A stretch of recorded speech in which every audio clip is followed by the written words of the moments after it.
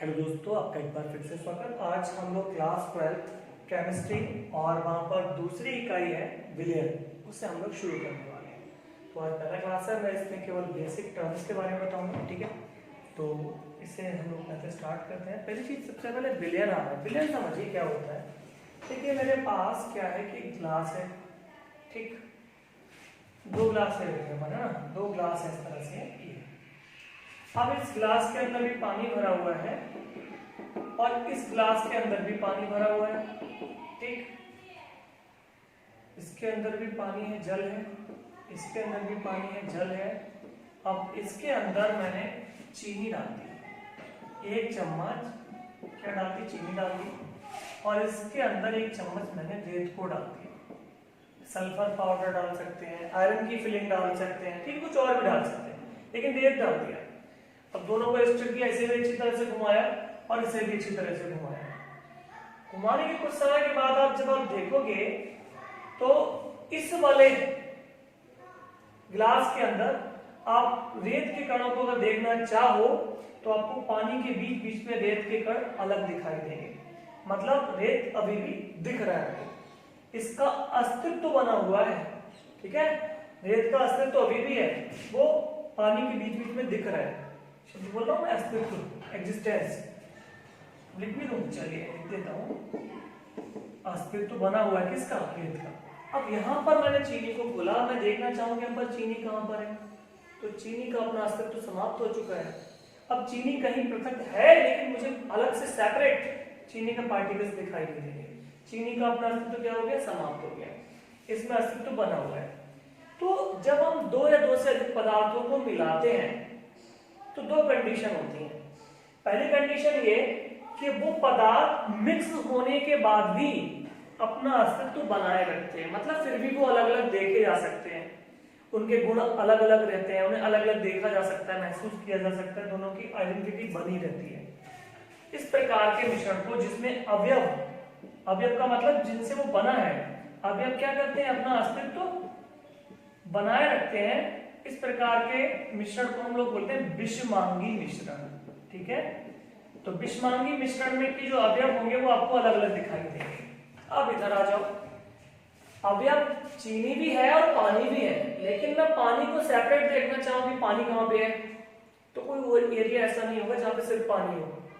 मैं देखना चाहूंगी चीनी कहां पे है, तो कोई एरिया ऐसा नहीं होगा जहां पर सिर्फ चीनी हो। हर जगह पानी है, हर जगह चीनी है, लेकिन चीनी का अपना पृथक अस्तित्व नहीं है।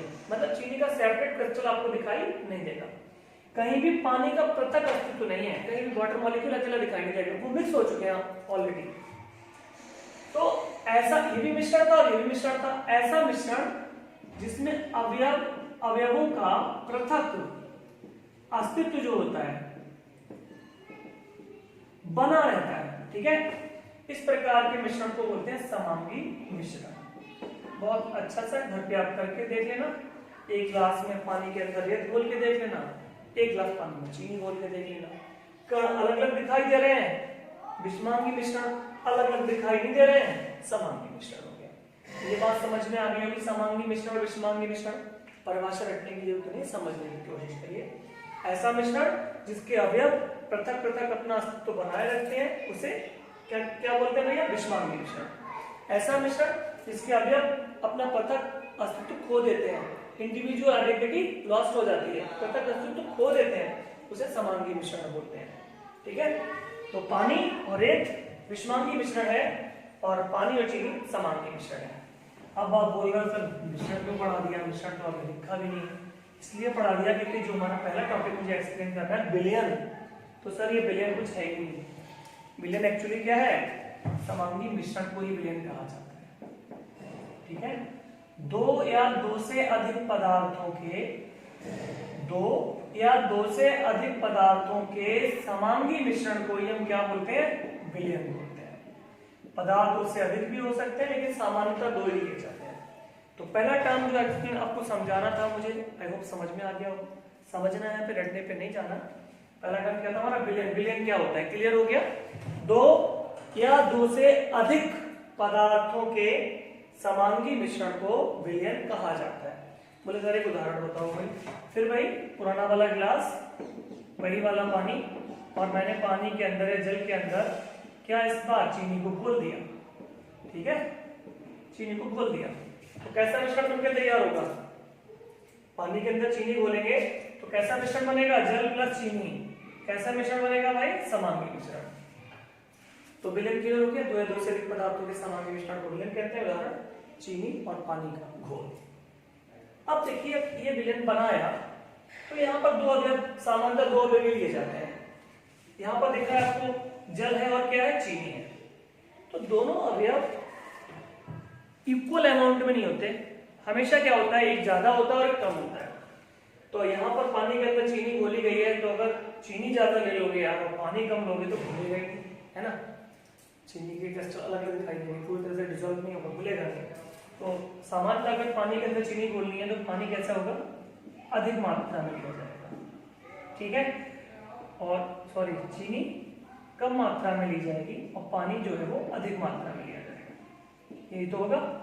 अगर कोई बोल देगा ये पानी के अंदर चीनी घोल के लाओ तो अंडरस्टूड है कि पानी जल ज्यादा मात्रा में होगा और चीनी पानी नहीं देता हूँ, पानी जल की बात है। ठीक है, तो पानी के अंदर पानी अधिक मात्रा में लिया गया, चीनी कम मात्रा में ली गई। यहाँ से दो चीजें निकल के आएंगी। इनकी इंग्लिश टर्म भी आप थोड़ा याद कर लीजिएगा। विलयन को इंग्लिश में सॉल्यूशन बोलते हैं, विलेय को इंग्लिश में सॉल्यूट बोलेंगे और विलायक को इंग्लिश में सॉल्वेंट बोलेंगे। ठीक है, तो समांगी मिश्रण में अर्थात विलयन में जो अवयव कम मात्रा में उपस्थित होता है उसे बोलते हैं विलेय। विलयन में जो अवयव कम मात्रा में होता है उसे विलेय कहते हैं और विलयन में जो अवयव अधिक मात्रा में होता है उसे विलायक कहते हैं। तो ये जो पानी और चीनी का मिश्रण है इसमें चीनी कम मात्रा में है इसलिए चीनी कौन हो गई? विलेय। और पानी जो है वो अधिक मात्रा में इसलिए कौन हो गया? विलायक। तो विलेय और विलायक की परिभाषा रहती है कि विलयन में जो अभी अधिक मात्रा में होगा वो विलायक और जो कम मात्रा में होगा वो विलेय। ठीक है, अब विलेय विलायक के बाद अगला टर्म यहाँ पर आ रहा है तनु विलयन और सांद्र विलयन। प्रयोगशाला में जब आप जाओगे ना तो बहुत सी बॉटल के ऊपर लिखा रहता है, क्या लिखा होगा? चलो इसे तो बता देता हूँ। ये ऐसे लिखा होगा डाइल्यूट HCl, मतलब डाइल्यूट हाइड्रोक्लोरिक एसिड, DIL करके लिखा रहता है। तो DIL डाइल्यूट को शॉर्ट में लिखा गया, इसका मतलब तनु हाइड्रोक्लोरिक अम्ल। या फिर क्या लिखा होगा? CONC conc. कॉन्क मतलब कंसंट्रेट, कंसंट्रेट को शॉर्ट में लिखा हुआ है कंसंट्रेटेड HCl। तो dilute HCl, concentrated HCl। Dilute HCl को हिंदी में बोलेंगे तनु HCl, कंसंट्रेट को बोलेंगे सांद्र HCl। तो अब समझना यही है कि सांद्र और तनु होता क्या है। तो HCl का विलयन भी सामान्यतः कैसे बनाया जाता है कि हाइड्रोक्लोरिक अम्ल को जल के अंदर मिक्स किया जाता है। ठीक है, हाइड्रोक्लोरिक अम्ल को जल के अंदर मिक्स किया जाता है। तो हाइड्रोक्लोरिक अम्ल में मिक्स किया जा रहा है कौन? जल। जल अधिक मात्रा में इसलिए कौन हो गया? विलेय हो गया। HCl कम मात्रा में कौन हो गया? विलायक हो गया। तो ऊपर मैं क्या ले रहा हूँ? HCl की मात्रा, इसे कहाँ में बोला गया? जल में बोला गया, पानी में बोला गया। पानी की मात्रा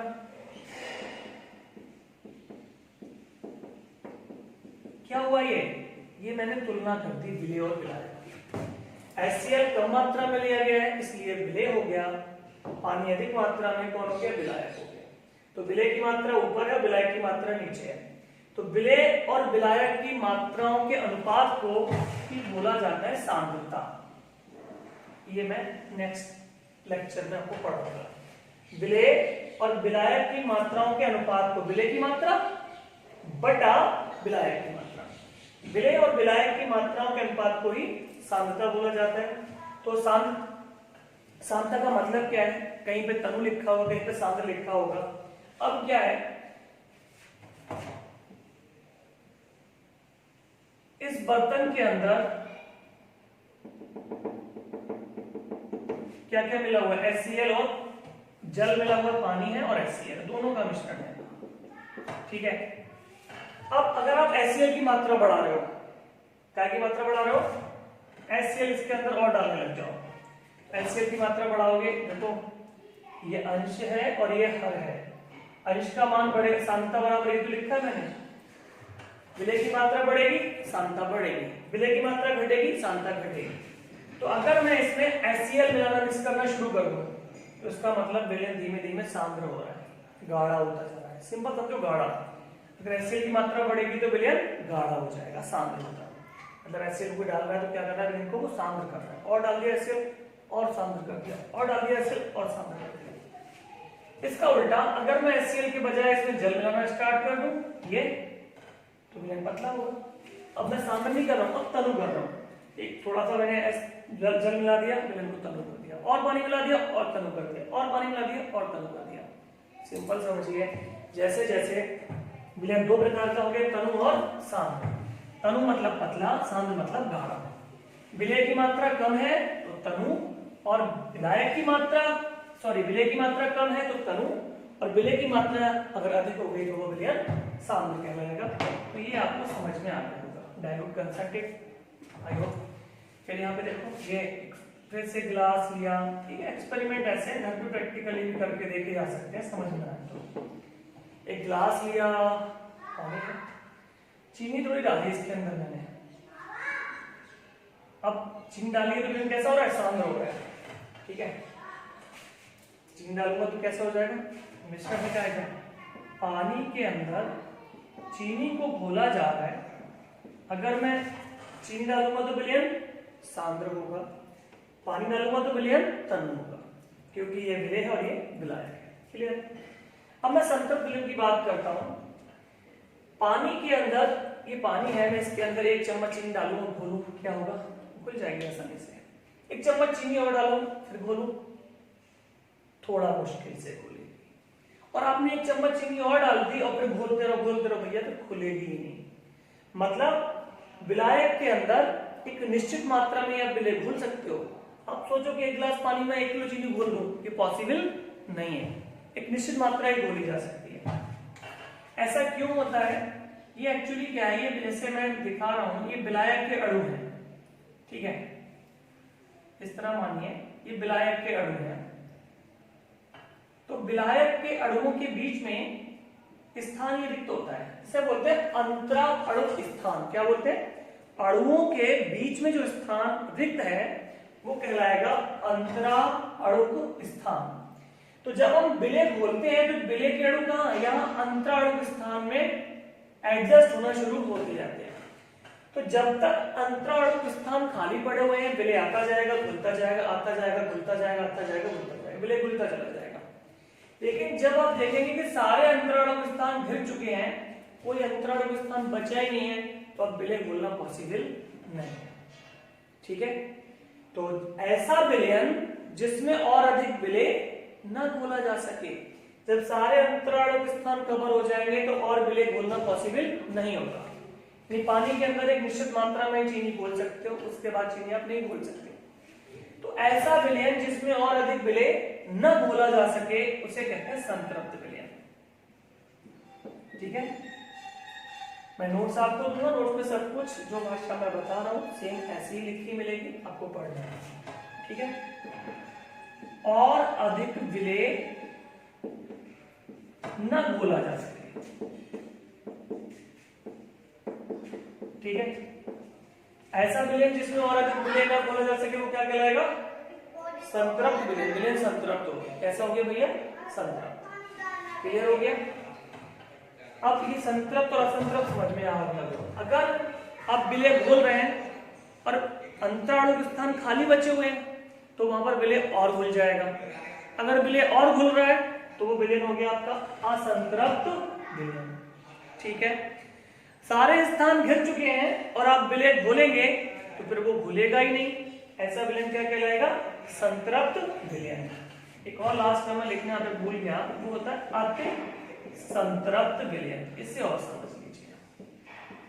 अब देखिए क्या हुआ कि विलयन जो है संतृप्त हो चुका है सर, ठीक है। विलयन हो चुका है संतृप्त, इसमें विलय घोलने की कोई गुंजाइश है ही नहीं। अब मैं इसे थोड़ा सा ऊष्मा देता हूं, गर्म करता हूं बर्नर की सहायता से। जब ये गर्म होगा अणुओं को ऊर्जा मिलेगी, ऊर्जा पाकर अणु जो है थोड़ा दूर दूर विस्थापित हो जाएंगे, ठीक है। अणु दूर विस्थापित हो जाएंगे मतलब अंतरा अणु स्थान जो है क्या होगा, वो बढ़ जाएगा।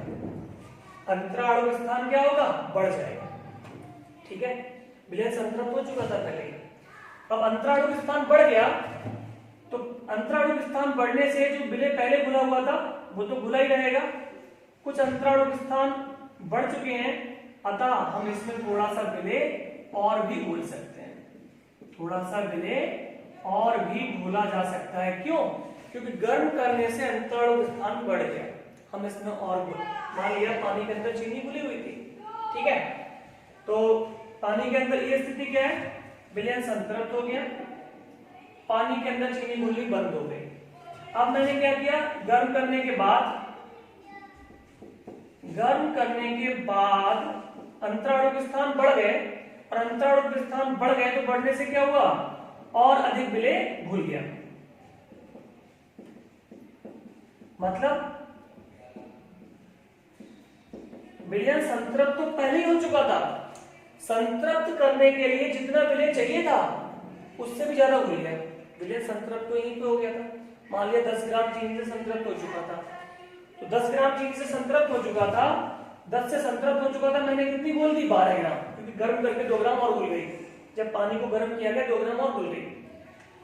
तो ऐसा विलयन जिसमें विलयन को विलायक को संतृप्त करने के लिए, ऐसा विलयन जिसमें विलायक को संतृप्त करने के लिए आवश्यक मात्रा ये थी, उससे भी अधिक विलय घुला हुआ है, वो कहलाता है अति संतृप्त विलयन। समझ रहे हो? ऐसा विलयन जिसमें विलायक को संतृप्त करने के लिए कितना चाहिए था, 10, हमने घोल कितना दिया, 12, तो विलायक को संतृप्त करने के लिए आवश्यक मात्रा 10 थी, हमने कितना घोल दिया, 12। कैसे घोल दिया, गर्म करके घोल दिया। तो ऐसा विलयन जिसमें विलायक को संतृप्त करने के लिए आवश्यक मात्रा से भी अधिक मात्रा में विलय घुला होता है, ऐसे विलयन को बोलते हैं अति संतृप्त विलयन। मैं इसका एक उदाहरण बता देता हूं आपको। रसगुल्ले बहुत खाए होंगे आपने, जलेबी खाई होगी, चाशनी इसका उदाहरण है। चाशनी में हलवाई क्या करता है कि पानी के अंदर चीनी डालता है, फिर वो घुलनी बंद हो जाती है, फिर वो कढ़ाई को उठा के आग में रख देता है, फिर वो चीनी आराम से घुल जाती है। तो संतृप्त विलयन को उसने कैसा बना दिया, अति संतृप्त, यानी पानी के अंदर चीनी घुलनी बंद हो गई, हलवाई को और घोलनी थी तो उसने उसे आग के ऊपर रख दिया और घुल गई, तो उसने क्या बना दिया, अति संतृप्त विलयन बना दिया। यानी संतृप्त करने के लिए जितनी जरूरत थी उससे भी ज्यादा घोल दी। अब एक इसका उदाहरण, अब अगर इस विलयन को ठंडा किया जाएगा, देखो अब जब ये विलयन धीमे धीमे कुछ समय के बाद ठंडा होगा तो ये जो अणु दूर दूर चले गए थे ना, ये अणु दोबारा से पास पास आ जाएंगे। भाई अणु दूर दूर चले गए थे, पहले क्या था, विलायक के अणुओं के बीच में विलय का एक अणु आ रहा था, पहले विलायक के अणुओं के बीच विलय का एक अणु आ रहा था, विलायक के अणुओं के बीच विलय का एक अणु आ रहा था, ठीक है। मैंने गर्म कर दिया, और गर्म करने से क्या हुआ, जगह बढ़ गई, वहां पर दो अणु एडजस्ट हो गए, अधिक मात्रा में पदार्थ घुल गया। जब ठंडा होगा ये तो विलायक के अणु फिर से पास पास आ जाएंगे, और पुनः पहले वाली स्थिति होगी कि अब विलायक के अणुओं के बीच फिर से एक एक विलय ही एडजस्ट हो पाएगा, विलायक के अणुओं के बीच विलय का केवल एक एक ही एडजस्ट हो पाएगा। जो विलय एक्स्ट्रा घुल गया था अब वो यहां से अलग होना शुरू हो जाएगा, क्रिस्टलीकरण बोलते हैं इसे। जैसे देखो जलेबी जब गर्म होती है तो ठीक है, मजा आता है, ठंडी हो जाती है ना तो उसके ऊपर चीनी की पपड़ी जम जाती है। क्या है वो, जो एक्स्ट्रा चीनी गर्म करने की वजह से घुल गई थी, अब जलेबी ठंडी हुई, जल के अणु पास पास आ गए और वो एक्स्ट्रा चीनी पृथक हो गई। रसगुल्ला ठंडा होता है, उसके ऊपर चीनी की पपड़ी जम जाती है, तो वो चीनी कहां से आई, चाशनी से क्रिस्टल के रूप में पृथक हो गई, क्योंकि चाशनी एक अति संतृप्त विलयन है। ठीक है, इसे देखिएगा, समझिएगा, कुछ रटने का नहीं है। नोट्स आपको अवेलेबल करवा दूंगा, मिलते हैं आपसे।